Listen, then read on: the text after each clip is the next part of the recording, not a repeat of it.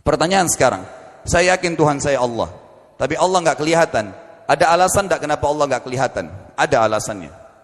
Anda tanamkan baik-baik, ini masalah akidah yang paling penting. Ummi kam ahwaha ashtaqu li mar'aha wa ahinnu li alqaha wa uqabbilu yumnaha. Kata Nabi, atau disebutkan dalam banyak riwayat, bahwasanya nabi-nabi pun belum pernah ada nabi yang lihat Allah, termasuk Nabi Muhammad SAW. Kita ambil dalilnya dalam hadis Bukhari. Waktu Nabi SAW pulang dari Isra Mi'raj, jemaah sekalian, Aisyah bertanya radhiyallahu anha, berkata, istri beliau, ya Rasulullah, hal tara rabbak? Apakah anda waktu Mi'raj ke langit, terima perintah sholat, sempat lihat Tuhan anda enggak? Lihat enggak Allah itu bagaimana? Apa jawaban Nabi SAW? Nurun ala nur anna arah. Allah itu cahaya, di atas cahaya, terang sekali. Bagaimana saya bisa melihatnya? Artinya Nabi SAW mengatakan, saya sendiri belum pernah lihat bagaimana itu Allah. Contoh sebelumnya Nabi Musa alaihissalam.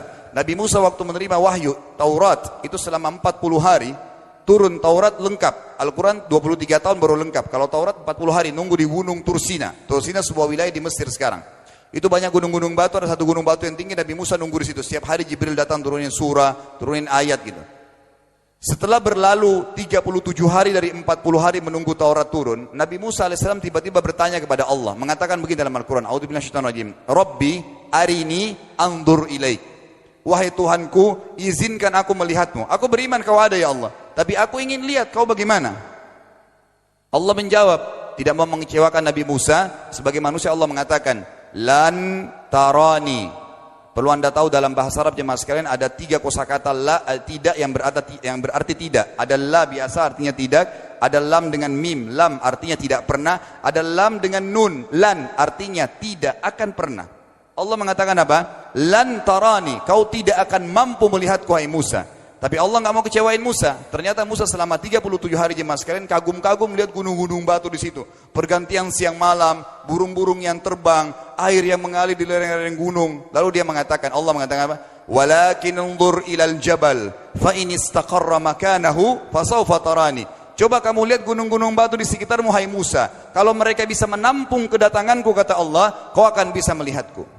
Apa yang terjadi? Allah lanjutkan, falamma tajalla rabbuhu lil jabal. Waktu Allah baru niat mau datang, belum datang, ja'alahu dakka. Semua gunung batu itu hancur lebur, tidak mampu menampung kedatangan Allah. Wa kharra Musa sa'iqa. Lalu Musa pingsan tiba-tiba. Waktu Nabi Musa bangun, langsung ucapkan kalimat, amantu billah. Saya beriman pada Allah.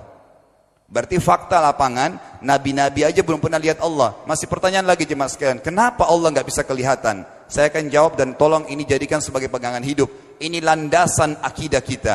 Kata para ulama, karena anda kalau sholat, anda mengucapkan satu kalimat yang merupakan jawabannya. Allahu Akbar. Allah Maha Besar. Akbar adalah siga mubalaghah dalam Islam. Sesuatu yang melampaui batas. Maha Besar. Kita terangkan. Kata Nabi SAW, perumpamaan bumi yang kalian tinggali ini dibanding dengan langit pertama di atas kepala kalian, ada 7 lapis langit. Allah mengatakan, sab'an shidada, 7 lapis langit yang kokoh. Alladzi khalaqa sab'a samawatin tibaqa, yang menciptakan langit tibaqa bersusun, 1, 2, 3, 4, 5, 6, 7. Allah di atas langit ke-7. Kata Nabi SAW, perumpamaan bumi yang kalian tinggalin dibanding dengan langit pertama di atas kepala kalian, ibaratnya seperti cincin yang dibuang di padang pasir. Jadi kita tidak akan pernah bisa melihat ujungnya langit karena kita sangat kecil, dan ini terbukti secara fakta. Apakah anda sudah tahu bahwasanya miliaran bintang-bintang yang ada di atas kepala anda yang jaraknya sekian miliar tahun dari bumi dan sekian miliar tahun lebih besar daripada bumi, sekian miliar kali lebih besar daripada bumi, itu semua berada di bawah langit pertama. Manusia tidak akan pernah bisa memegang langit ini dengan telapak tangannya, karena dari sini saja ke Pluto jaraknya 270 tahun. Nggak bakal bisa ada astronot dikirim kena mati di tengah jalan. Jaraknya jauh sekali bintang-bintang, dan semua berada di bawah langit pertama. Kata Nabi SAW, di atasnya ada langit kedua besarnya, digabung antara bumi sama langit pertama seperti cincin dibuang di padang pasir. Langit ketiga, 2, 1 dan bumi digabung tiga-tiganya, di mana langit ketiga seperti cincin dibuang di padang pasir, sampai langit ke-7, 5, 6, 4, 3, 2, 1 dan bumi 7 digabung, dibanding langit ke-7 seperti cincin dibuang di padang pasir. Dan langit yang luas ini jemaah sekalian dipenuhi dengan makhluk Allah yang lain namanya malaikat. Dalam hadis Bukhari kata Nabi SAW, waktu saya sedang dimi'rajkan ke langit, tidak ada 4 jari pun ukuran di langit yang luas itu, kecuali saya temukan malaikat yang sedang ruku atau sujud, penuh dengan jumlah mereka. Anda tahu malaikat itu ada namanya nama kelompok. Seperti Raqib, Atid itu kelompok. Di bawah Raqib banyak miliaran malaikat, di bawah Atid miliaran malaikat. Sama dengan Munkar Nakir. Ada memang nama kelompok. Makanya kalau manusia 5 miliar, Raqib Atidnya 10 miliar. Raqib Atidnya 10 miliar. Lalu kata Nabi SAW, di atas langit ketujuh ada Sidratil Muntaha. Besarnya digabung antara 7 lapis langit dan bumi. 8 hanya seperti cincin di bawah di padang pasir. Di atas Sidratil Muntaha ada sebuah lautan yang Allah ciptakan. Lautan itu besarnya digabung antara Sidratil Muntaha, 7 lapis langit dan bumi. 8, 9-9-nya seperti cincin dibuang di padang pasir. Makanya kalau Anda baca Quran, Anda baca ayat wa kana arsyu 'alal ma'. Singgasana Allah di atas air. Ini maknanya. Air adalah ada lautan. Lalu kata Nabi SAW, arsy-nya Allah di atas lautan itu singgasananya Allah. Besarnya digabung antara lautan, Sidratul Muntaha, 7 lapis langit dan bumi. 10-10-nya hanya seperti cincin dibuang di padang pasir. Anda sudah hafal ayat kursi? Apa artinya? Ayat tanda-tanda kebesaran Allah. Kursi itu artinya bukan tempat duduk, tapi tempat pijakan kaki raja di singgasana. Kalau raja ingin naik singgasananya di pijakan kaki, itu namanya kursi. Kita baca apa? Wasi'a kursiyuhu as-samawati wal ard. Pijakan kakinya Allah saja sudah menutupi seluruh langit dan bumi ini. Jadi kita mustahil bisa melihat Allah karena besarnya Allah Azza wa Jal. Tinggal kita tutup jemaah sekalian. Kira-kira, lalu bagaimana saya berhubungan dengan Allah? Jawabannya sederhana. Anda lingkari namanya Allah, ini Tuhan kita. Yang menyembah selain Allah kafir, yang mempartisipasikan Allah dengan makhluknya, masih sembah berhala, kuburan, jimat, namanya syirik. Dua-dua enggak boleh. Untuk berhubungan dengan Allah yang tidak kelihatan dengan mata kita ini, tapi kita bisa rasakan keberadaannya, cuman satu cara. Di bawahnya lingkarin ibadah. Salat, puasa, zakat, haji, takziah, ziarah kubur, semua ini adalah rangkaian ibadah untuk berhubungan dengan Allah. Semua ibadah ini jemaah sekalian harus seperti yang Allah mau, bukan yang Anda mau. Ini penting. Karena kalau tidak seperti yang Allah mau, Allah tidak terima. Bagaimana caranya supaya bisa seperti yang Allah mau? Ikuti buku pedomannya. Ada Al-Quran, ada Sunnah. Yang beribadah keluar dari 2 pedoman wahyu ini tidak akan diterima oleh Allah. Seperti Anda kalau kerja di perusahaan, pimpinan perusahaan kasih peraturan. Senin pakai baju kuning, Selasa baju hijau, Rabu pakai baju hitam. Datang jam 7, keluar jam 5 sore. Ternyata Anda tidak. Hari Senin Anda pakai baju yang hari Rabu. Datangnya jam 9, keluar jam 2 siang. Dikeluarkan oleh pimpinan atasannya. Itu baru peraturan manusia. Bagaimana dengan peraturan Allah Azza wa Jal? Maka kita simpulkan semua jemaah sekalian adalah yakinlah Tuhan Anda Allah ada, satu-satunya Tuhan. Kalau Anda sedang sakit, yang ciptakan Anda Allah, yang ciptakan penyakit Allah, yang menciptakan kesembuhannya Allah. Kalau kita sedang musibah sama, kalau kita sudah senang juga sama. Semoga Allah SWT menjadikan kita orang-orang yang senantiasa beriman padanya dan juga selalu berteguh dalam keimanan tersebut serta mengikuti syariat dan hukumnya.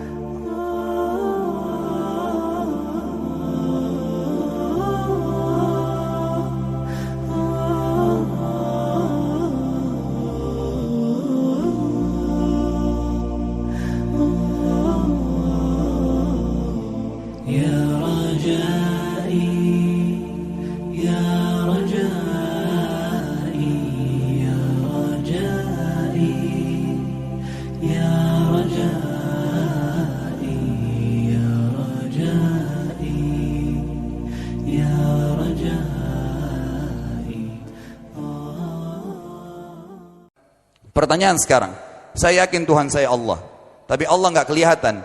Ada alasan tidak kenapa Allah nggak kelihatan? Ada alasannya.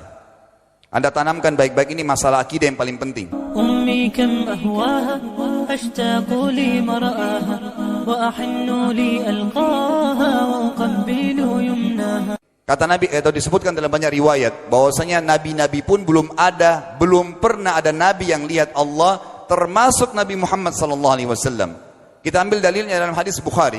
Waktu Nabi SAW pulang dari Isra Mi'raj jemaah sekalian, Aisyah bertanya radhiyallahu anha, berkata, istri beliau, ya Rasulullah, hal tara rabbak? Apakah anda waktu Mi'raj ke langit, terima perintah salat, sempat lihat Tuhan anda enggak? Lihat enggak Allah itu bagaimana? Apa jawaban Nabi SAW? Nurun ala nur anna arah. Allah itu cahaya, di atas cahaya, terang sekali. Bagaimana saya bisa melihatnya? Artinya Nabi SAW mengatakan, saya sendiri belum pernah lihat bagaimana itu Allah. Contoh sebelumnya Nabi Musa alaihissalam. Nabi Musa waktu menerima wahyu Taurat itu selama 40 hari turun Taurat lengkap. Al-Quran 23 tahun baru lengkap. Kalau Taurat 40 hari nunggu di gunung Tursina. Tursina sebuah wilayah di Mesir sekarang. Itu banyak gunung-gunung batu, ada satu gunung batu yang tinggi, Nabi Musa nunggu di situ. Setiap hari Jibril datang turunin surah, turunin ayat gitu. Setelah berlalu 37 hari dari 40 hari menunggu Taurat turun, Nabi Musa alaihissalam tiba-tiba bertanya kepada Allah, mengatakan begini dalam Al-Quran, A'udzubillahi minasyaitonir rajim, Rabbi arini anzur ilaik. Wahai Tuhanku, izinkan aku melihatmu. Aku beriman kau ada ya Allah, tapi aku ingin lihat kau bagaimana. Allah menjawab, tidak mau mengecewakan Nabi Musa, sebagai manusia Allah mengatakan, lan tarani. Perlu anda tahu dalam bahasa Arab jemaah sekalian ada 3 kosakata la tidak yang berarti tidak. Ada la biasa artinya tidak, ada lam dengan mim, lam artinya tidak pernah, ada lam dengan nun, lan artinya tidak akan pernah. Allah mengatakan apa? Lan tarani, kau tidak akan mampu melihatku wahai Musa. Tapi Allah nggak mau kecewain Musa. Ternyata Musa selama 37 hari jemaah sekalian kagum-kagum melihat gunung-gunung batu di situ. Pergantian siang malam, burung-burung yang terbang, air yang mengalir di lereng-lereng gunung. Lalu dia mengatakan, Allah mengatakan apa? Walakin unzur ilal jabal fa in istaqarra makanahu fasawfa tarani. Coba kamu lihat gunung-gunung batu di sekitarmu hai Musa. Kalau mereka bisa menampung kedatanganku kata Allah, kau akan bisa melihatku. Apa yang terjadi? Allah lanjutkan, falamma tajalla rabbuhu lil jabal. Waktu Allah baru niat mau datang, belum datang, ja'alahu dakka. Semua gunung batu itu hancur lebur, tidak mampu menampung kedatangan Allah. Wa kharra Musa sa'iqa. Lalu Musa pingsan tiba-tiba. Waktu Nabi Musa bangun, langsung ucapkan kalimat, amantu billah. Saya beriman pada Allah. Berarti fakta lapangan, nabi-nabi aja belum pernah lihat Allah. Masih pertanyaan lagi jemaah sekalian, kenapa Allah nggak bisa kelihatan? Saya akan jawab dan tolong ini jadikan sebagai pegangan hidup. Ini landasan akidah kita. Kata para ulama, karena anda kalau sholat, anda mengucapkan satu kalimat yang merupakan jawabannya. Allahu Akbar. Allah Maha Besar. Akbar adalah siga mubalaghah dalam Islam. Sesuatu yang melampaui batas. Maha Besar. Kita terangkan. Kata Nabi SAW, perumpamaan bumi yang kalian tinggali ini dibanding dengan langit pertama di atas kepala kalian ada 7 lapis langit. Allah mengatakan sab'an shidada, 7 lapis langit yang kokoh. Alladzi khalaqa sab'a samawatin tibaqa, yang menciptakan langit tibaqa bersusun 1, 2, 3, 4, 5, 6, 7. Allah di atas langit ke-7.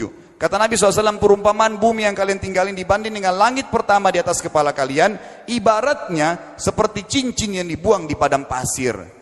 Jadi kita tidak akan pernah bisa melihat ujungnya langit karena kita sangat kecil, dan ini terbukti secara fakta. Apakah anda sudah tahu bahwasanya miliaran bintang-bintang yang ada di atas kepala anda yang jaraknya sekian miliar tahun dari bumi dan sekian miliar tahun lebih besar daripada bumi, sekian miliar kali lebih besar daripada bumi, itu semua berada di bawah langit pertama. Manusia tidak akan pernah bisa memegang langit ini dengan telapak tangannya, karena dari sini saja ke Pluto jaraknya 270 tahun. Nggak bakal bisa ada astronot dikirim kena mati di tengah jalan. Jaraknya jauh sekali bintang-bintang, dan semua berada di bawah langit pertama. Kata Nabi SAW, di atasnya ada langit kedua besarnya, digabung antara bumi sama langit pertama seperti cincin dibuang di padang pasir. Langit ketiga, 2, 1 dan bumi digabung tiga-tiganya, dimana langit ketiga seperti cincin dibuang di padang pasir, sampai langit ke-7.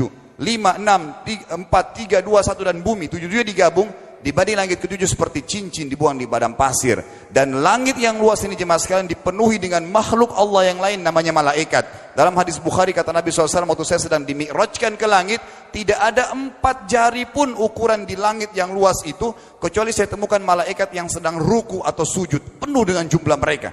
Anda tahu malaikat itu ada namanya nama kelompok, seperti Raqib Atid itu kelompok. Di bawah Raqib banyak miliaran malaikat, di bawah Atid miliaran malaikat. Sama dengan Munkar Nakir, ada memang nama kelompok. Makanya kalau manusia 5 miliar, Raqib Atidnya 10 miliar. Raqib Atidnya 10 miliar. Lalu kata Nabi SAW, di atas langit ke-7 ada Sidratil Muntaha.